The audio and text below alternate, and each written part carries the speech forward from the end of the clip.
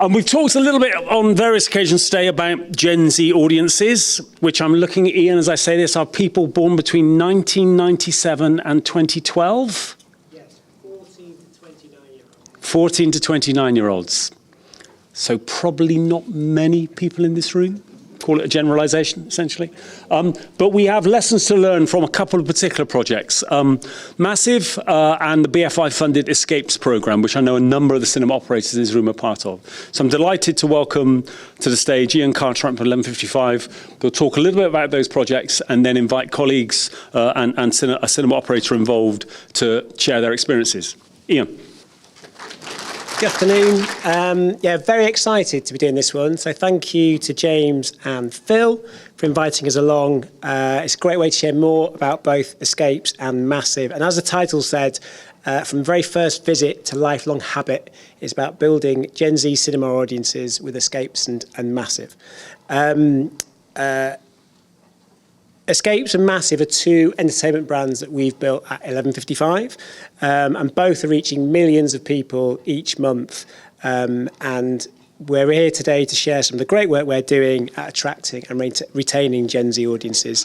I'm going to be joined in a minute by Shemi to talk about all things Escapes, Hannah to talk about all things Massive, and Alyssa has very kindly joined us from Story House to tell us a bit about Story House, the venue, but also some of the results they're seeing from the Escapes programme that we're running.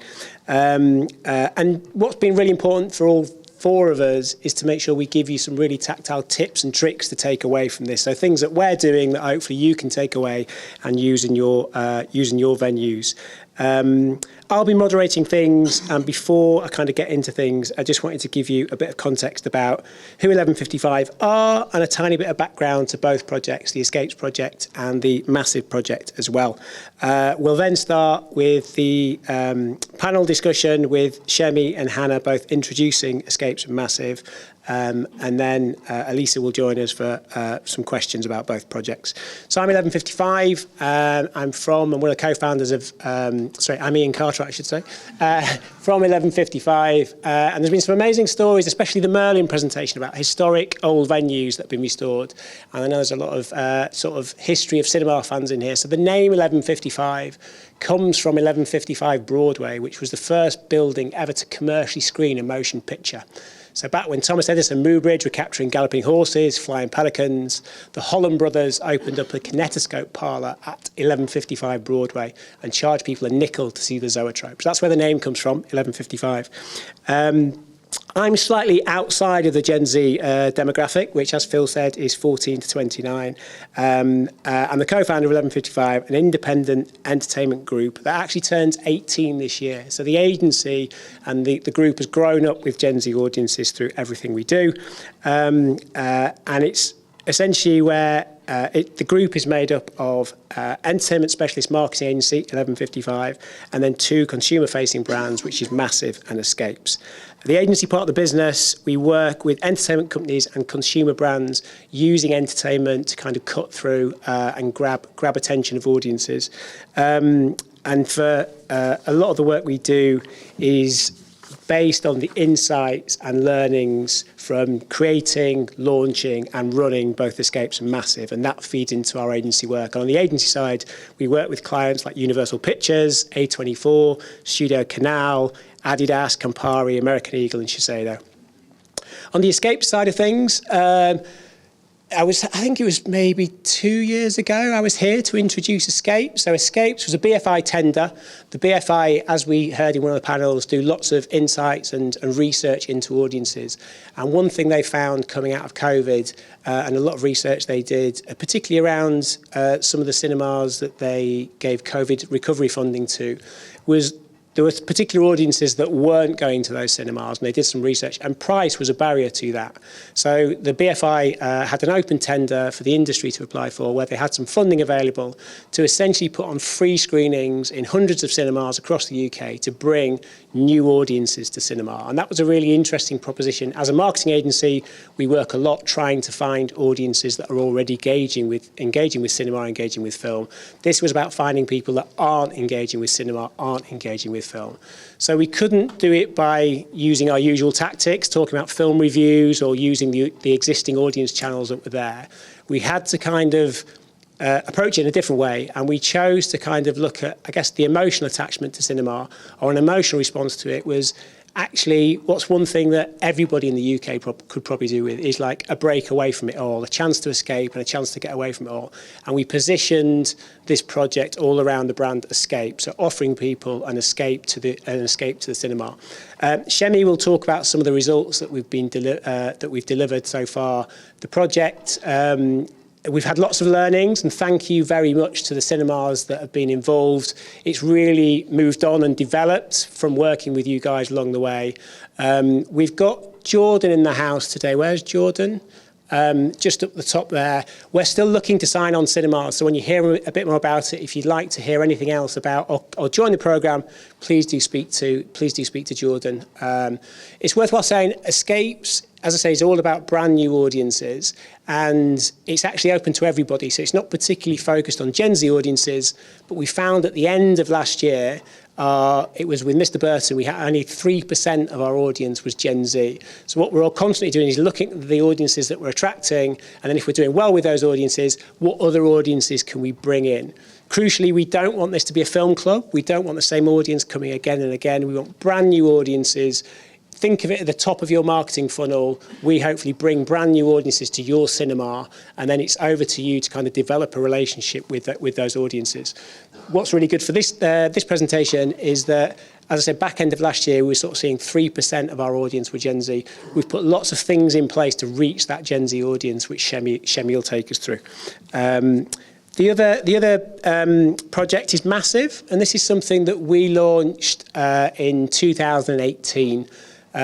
Both myself and my co-founder David Kapoor, just in our own way, wanted to do something to kind of combat loneliness and isolation against young people. And we felt that cinema and film in particular were really good at bringing young people together. And actually, why not celebrate these amazing buildings, these third spaces we have all over the UK, and let young people know they're welcome. We want them into these spaces. So we launched in 2018 with that kind of problem to try and solve. In our own way, we've kind of done that. What the problem we're now solving and what we've built, Massive is an always-on kind of social first brand. And what the problem we're now seeing with Gen Z audiences is that 84% of our audience say they feel completely overwhelmed by the amount of content that's out there. And what Massive has become to them is essentially that mate that tells you what to watch next, a kind of independent voice with editorial power to kind of really direct audiences to film and to cinema. If you want to follow it, it's at Massive Cinema on Instagram. Well worth signing up. Do lots of events. We've got actually an event tomorrow night in London with Finding Emily, an early screening, and then an after party. Some of the results that we've found so we've got about 51,000 Gen Z, 51,000 followers on socials, but really, really high 8% engagement rate. So we're reaching anywhere from sort of 1.5 to 2 million people each month via the Massive channels.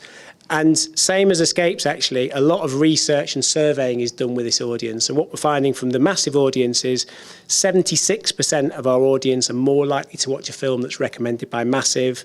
99% think Massive champions interesting films.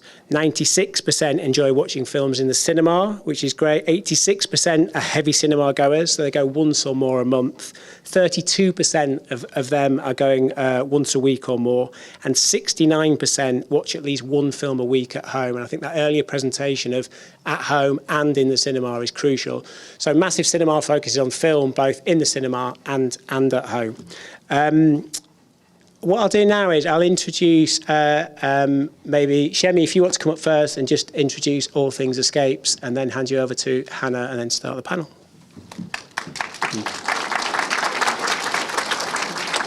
Hello, everyone. Lovely to meet you all today. Happy to be here to be talking about the success of Escape since its launch in February 2024.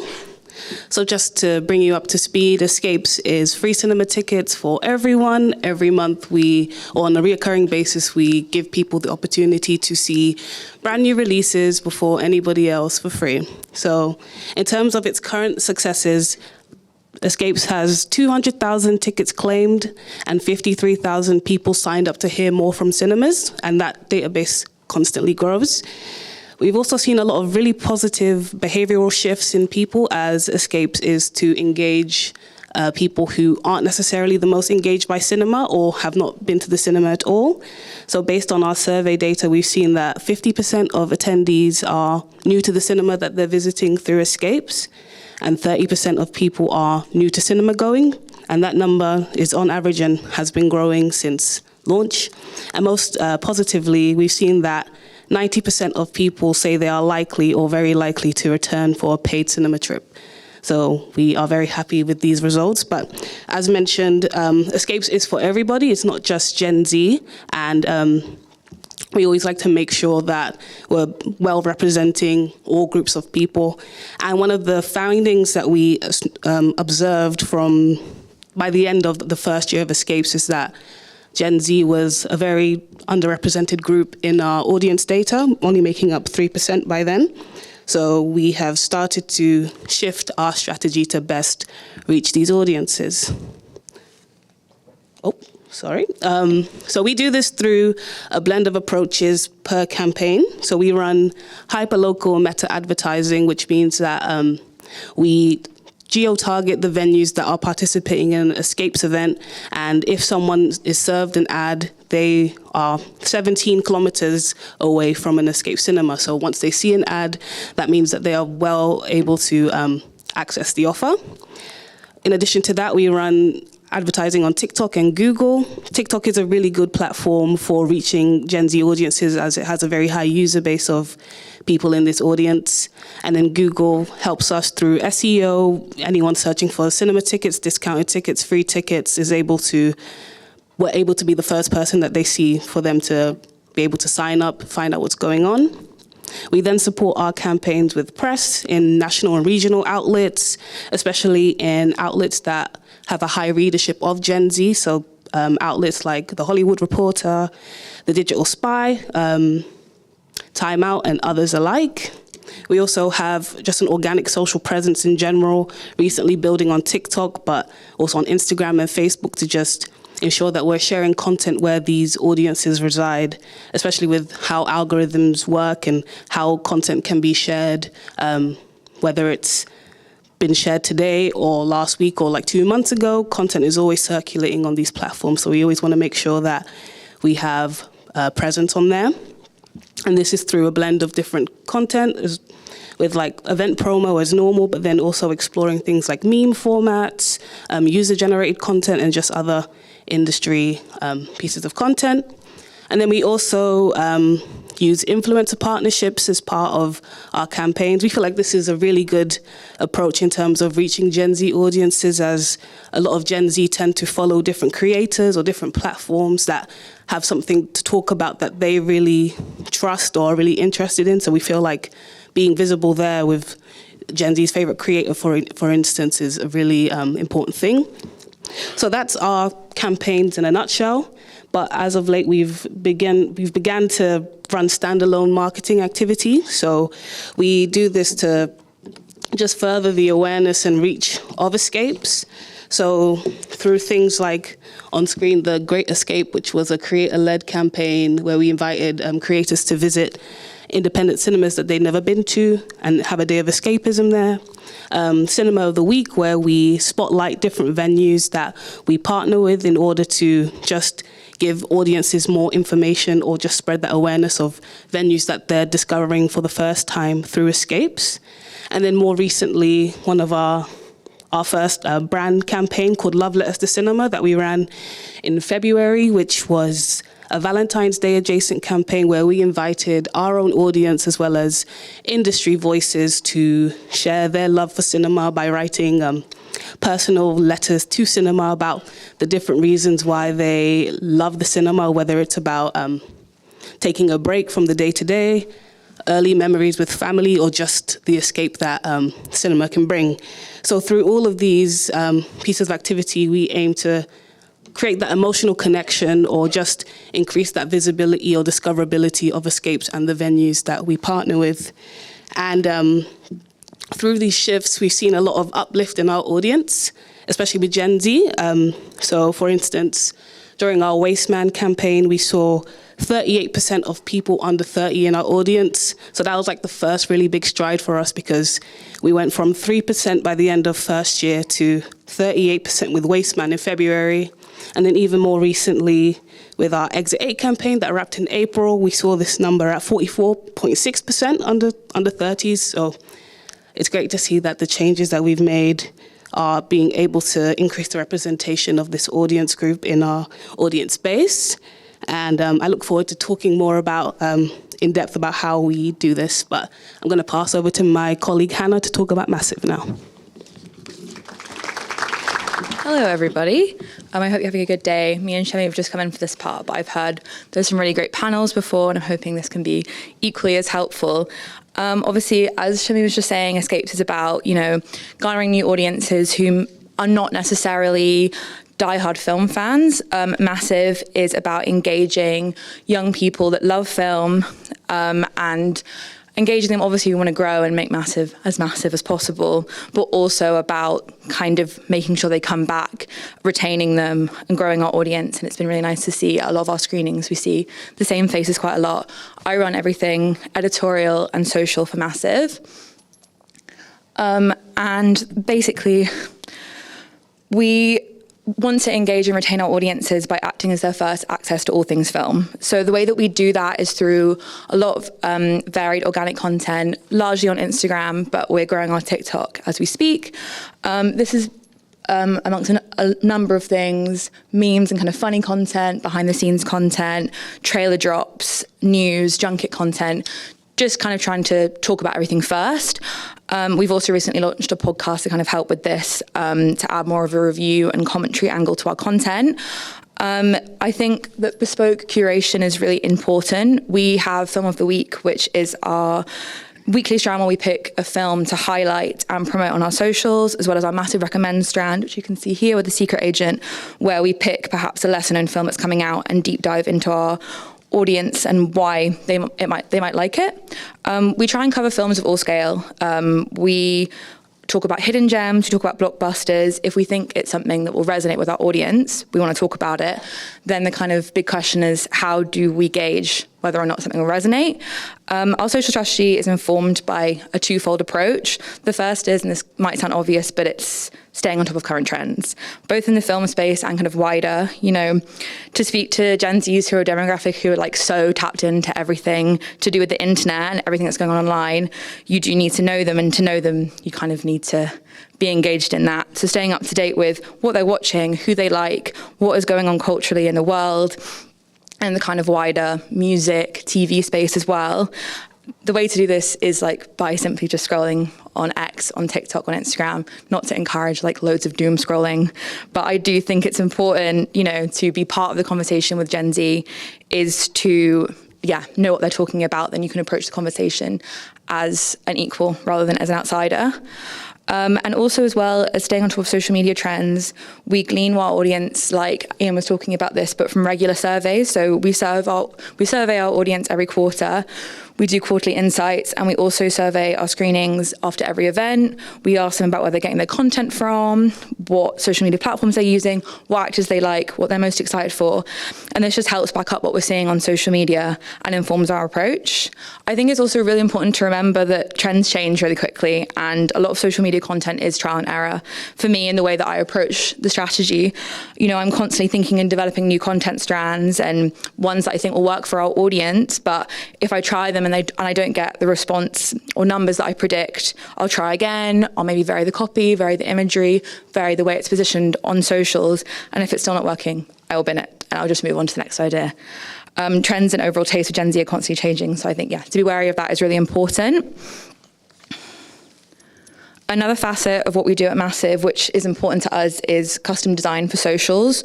So as well as a strong brand identity that you saw on our previous assets, we also create a lot of custom assets and posters for socials. This is normally when we work with distributors on screenings. obviously when a film comes out, the lead up to it, its release, a lot of people are sharing the same posters, trailers, and it can kind of get lost in the kind of overstimulation that is just social media and that social media noise. So for us, it's really important to make something bespoke and unique and eye-catching that also fits the Gen Z taste. I think it just helps cut through that noise, and it also really solidifies the relationship between Massive and the film that we're promoting. As you can see here, this is some of the examples that we did for The Long Walk, for Iron Claw, for Scrapper, for Mild Arse. I think it just, it creates something that is not what you're repeatedly seeing on screen, on socials, and also in cinema too.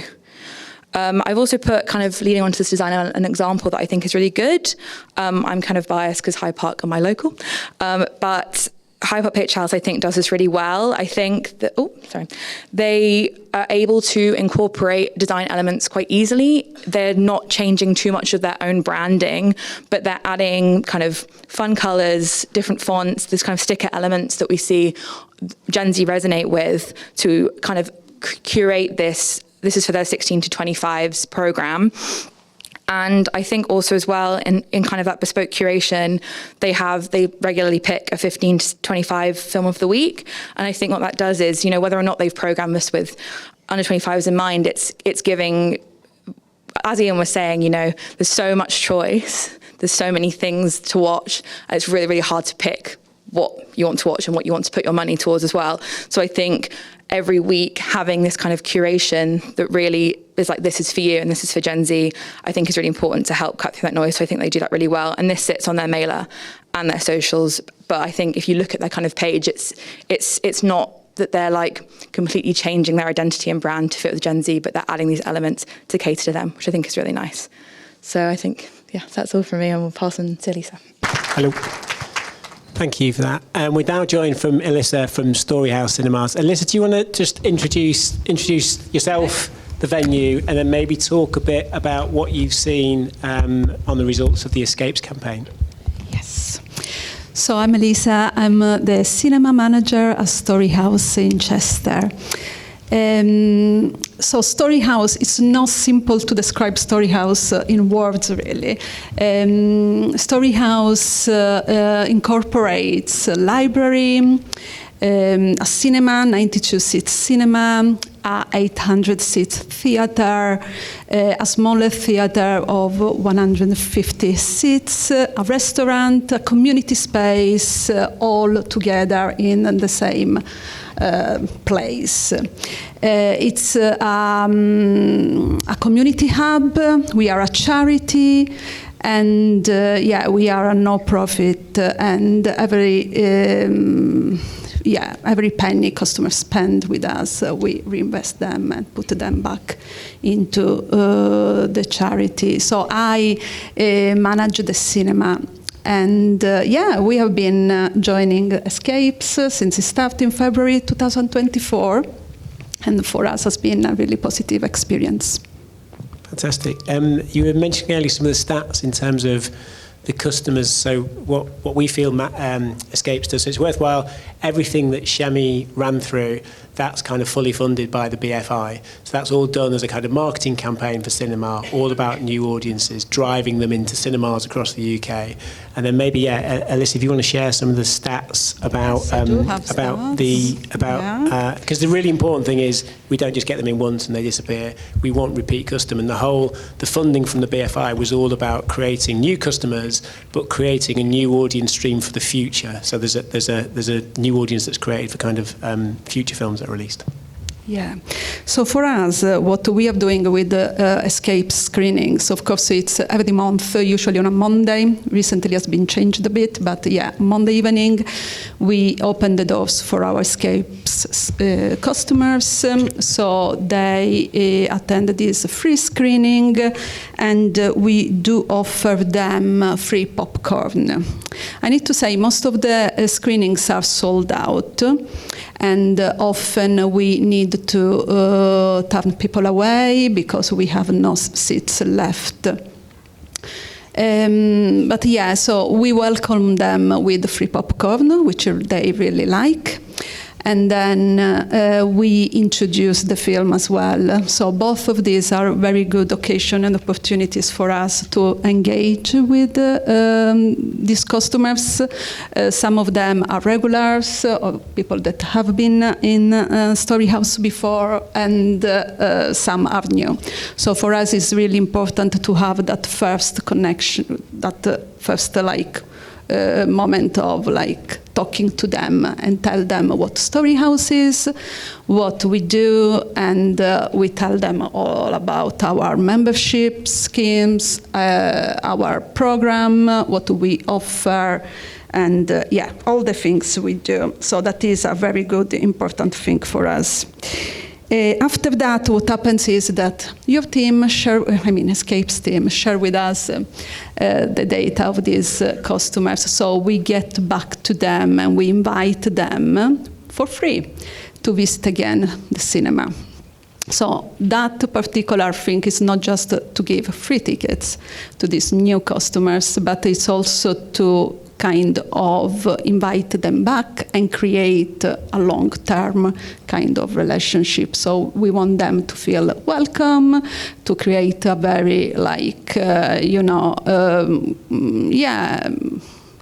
safe environment for them, familiar. We want to be, we want to become familiar to them, really.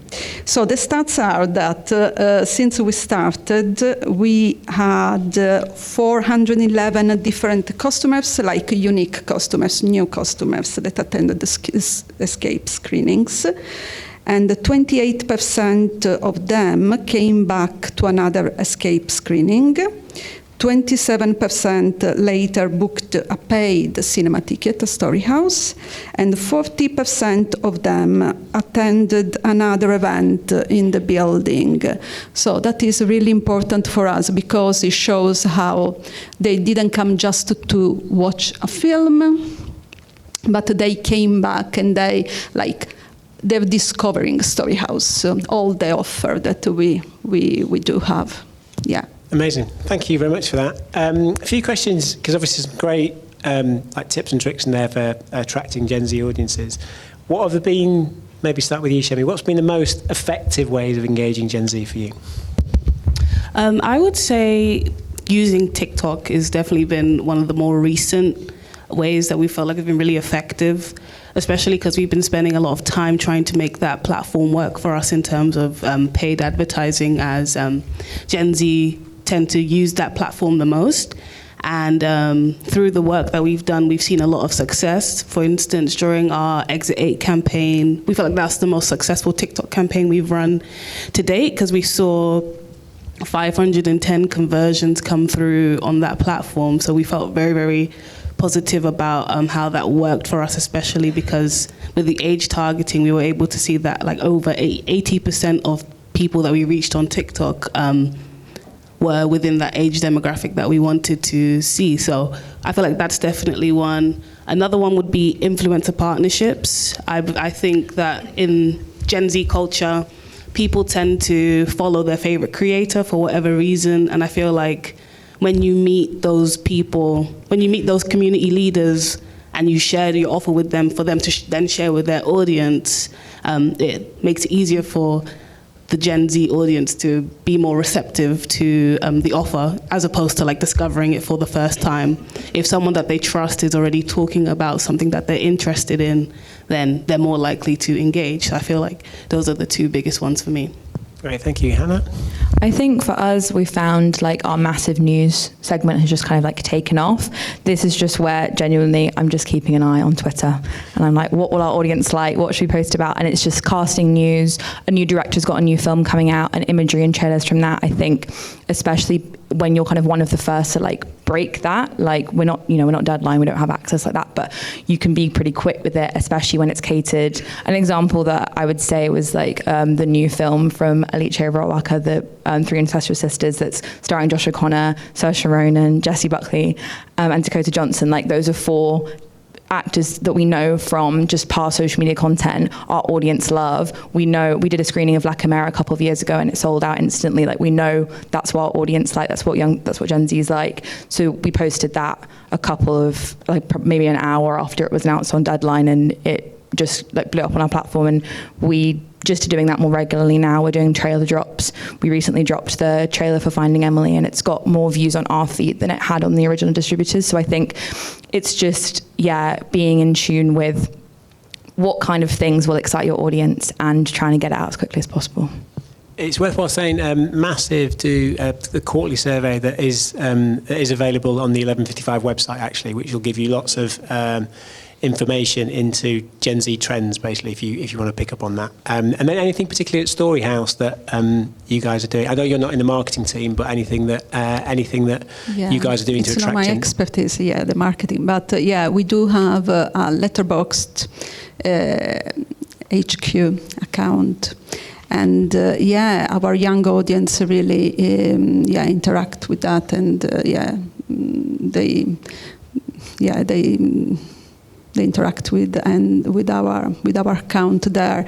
In general, I mean, we do have as has been said already, but of course we try to create and to be also to build our program around the young people like needs. So we try to be curious and to ask questions to them.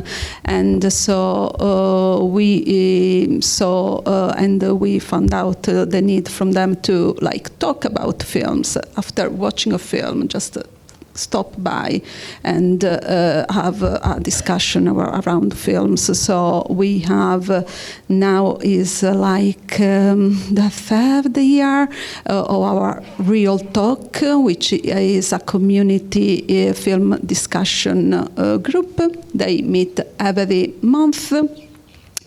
And they are very into film. It's especially young people, and they talk about anything around cinema films. And now they started to suggest us the films they want to come and see in the cinema. So every month we have a Real Talk Presents, which is a screening of the film they suggested.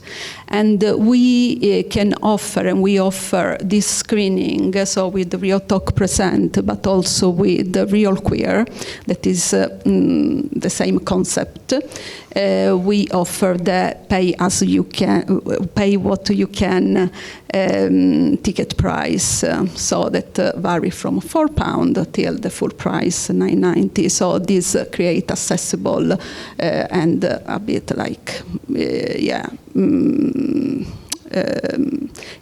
don't give that barrier of affordability that young people often have. Can I jump on the Letterboxd point? Because I think it's really important that you mention that, because I do think that as a platform has completely changed the way people engage with film, especially Gen Z.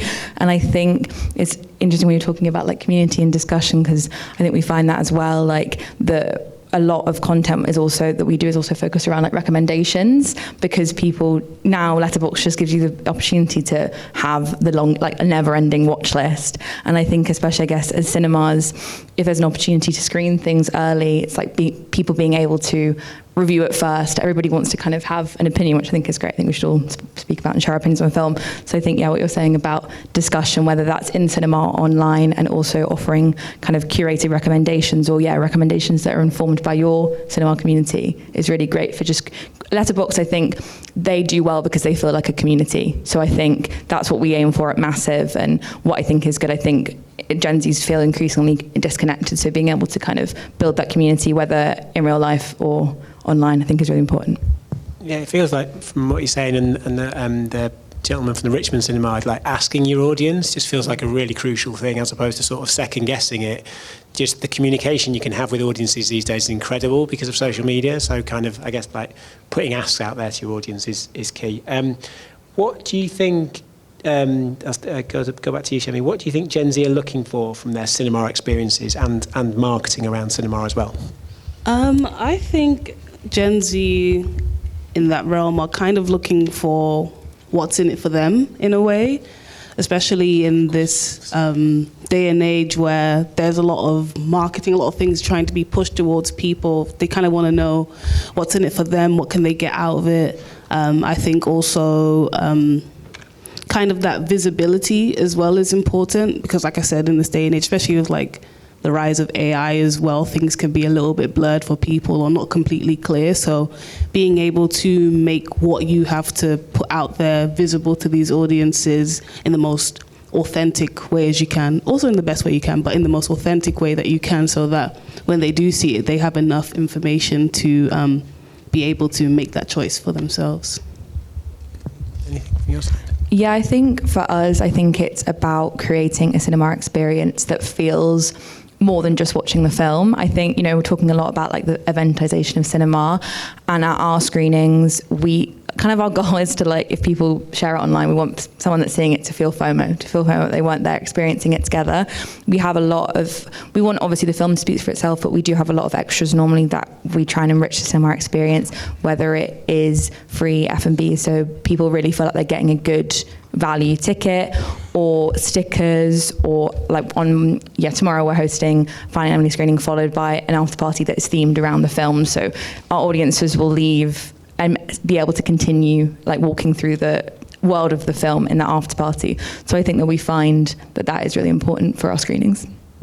Anything from you, Alyssa, what they're looking for from the cinema experience? For us, it's like Gen Z or young audience, they really want to also have that social aspect for during or around the cinema screening. So they think of like talk about it maybe before, checking the social media, or stay around after, because we do always have like after screening conversation that take place in the restaurant area, and they can go on and on like until late, because I think they are looking for that place also where they can meet in a safe way and they can feel part of it, and also like a place where they feel like they belong. That is what Storyhouse really want to do for them, for young people especially.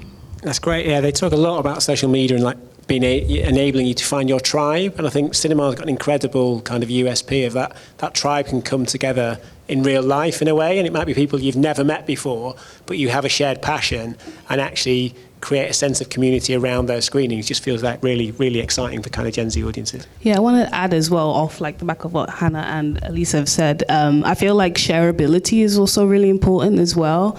One of like the top ways people find out about escapes is through word of mouth. So being able to share something like free cinema tickets with your friend or with your family, or even, you know, your neighbor, it's really exciting to be able to share that with people, especially like in this current climate where the rising cost of cinema and just the rising cost of everything, like leisure and just things to do. So it's like people have to really be wise with how they invest in their entertainment. So if you hear that there is something like free cinema tickets available, it's not only great for you, but then you can spread the word and let other people know, because Escapes is for everybody.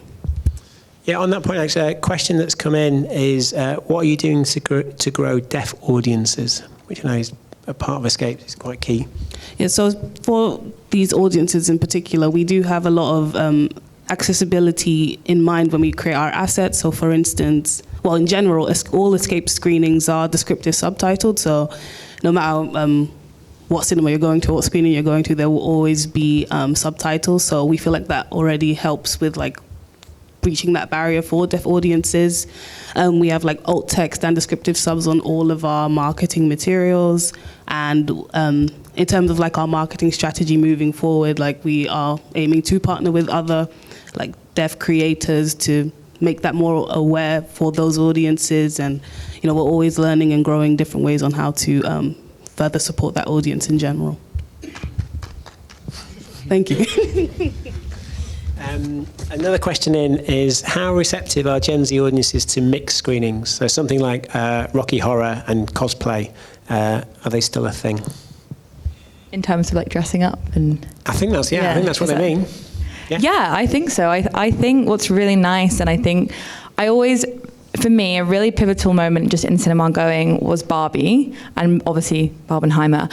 And I feel like that brought cinema dressing up for cinemas and like getting in costume and getting excited and bringing your friends to the mainstream. I think it's been done for Rocky Horror and cult classics, and it's been done for, you know, like franchises and Marvel and things like that. But I think that, and also like I always think this in my brain, like that coinciding with like the Taylor Swift Eras tour and people dressing up for that, and then this also kind of resurgence in dressing up as your favorite artist or in the style of your favorite artist for music concerts.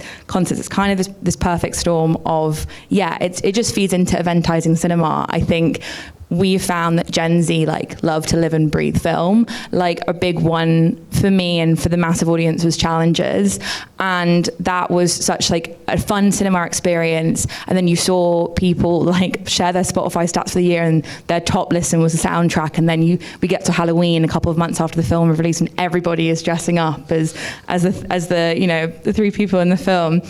So I think it's still very relevant, and I think it's something that I would encourage. And I think it's just, you know, again, Gen Zs are feeling increasingly disconnected, and it's like something that we try and bring into our screenings to just make it more than just the film. And yeah, I think that they love to live and breathe that. So yeah, I'm all for it. Anything from Story House? Dress up, fancy dress? Maybe we had very, like, I don't know how to say, cool, like, style and outfit for The Devil Wears Prada too. Yes, that was a kind of like, yeah, we did that. Yeah, I know my son went to go watch the Michael movie, and when he's 16 years old, and just went straight after school. They all put tuxes on and dressed as Michael Jackson to go see it. And no one else in the cinema was dressed up, just those guys. But they absolutely loved it. And I think that's something, again, for cinemas to embrace, just getting people out in the real world, getting them off screens, and just creating something completely unique. And also that stuff is amazing for social content to kind of share with other people and show them what they're missing out on by not being out in the real world. How long have we got left? Take some questions. Yeah. Any questions from the floor?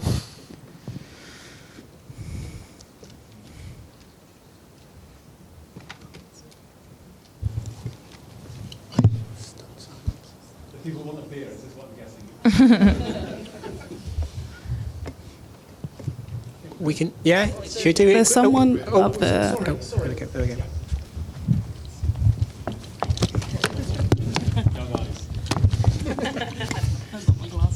Hiya, thanks for the session.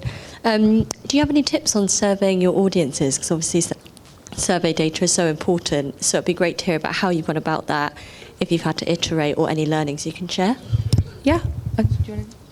I guess from an Escapes perspective, we, at the end of every event, like the day after we've had our last screening, we send out event surveys with different questions about like who the people are, as well as like how their behavior has changed. So like, as I referenced at the start, like the stats on the 50% of people new to the cinema they attended, 30% new to cinema going, like this is all information that we got from the surveys.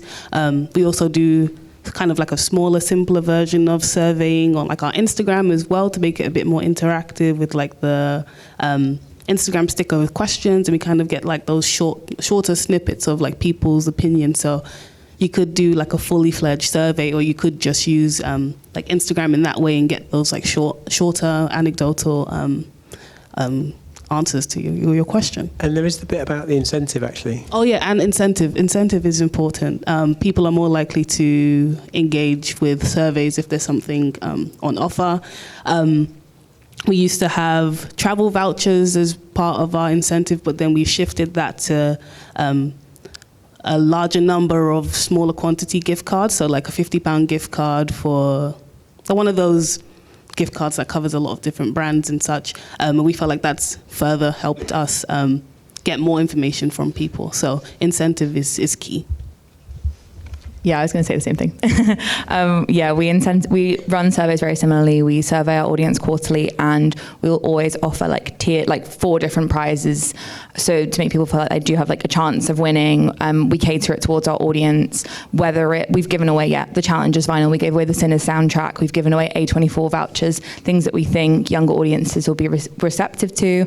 And then kind of like as Shemi was saying, We also survey after every screening, and we will normally try and get some good merch off the distributor. So especially if they like the film, they'll want to talk about why they like the film, because they'll want a t-shirt or something like that. And then on a kind of smaller scale, we poll regularly on Instagram stories and also in the Instagram comments.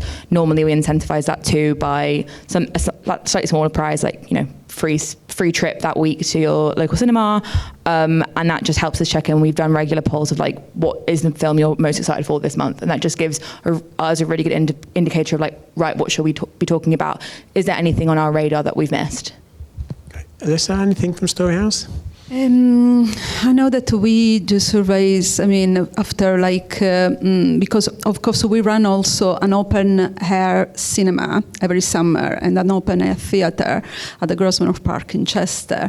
And of course engaging then with our customers and audience and asking them what did work or what do they want to see more on, how did it go. It's important. We do not offer like extra things though. So you do it live when the audience is there, you kind of ask them kind of live in a way? Yes, also, of course, so that is always something we do, like the live interaction with the customers, especially like, yes, the team that is working on the floor, yeah. Great, thank you. Any others? We done? No, that's it, I think. Thank you very much. Thank you, Shemi. Thank you, Hannah. Thank you, Alyssa. Thank you for listening. Thank you. Thank you, guys.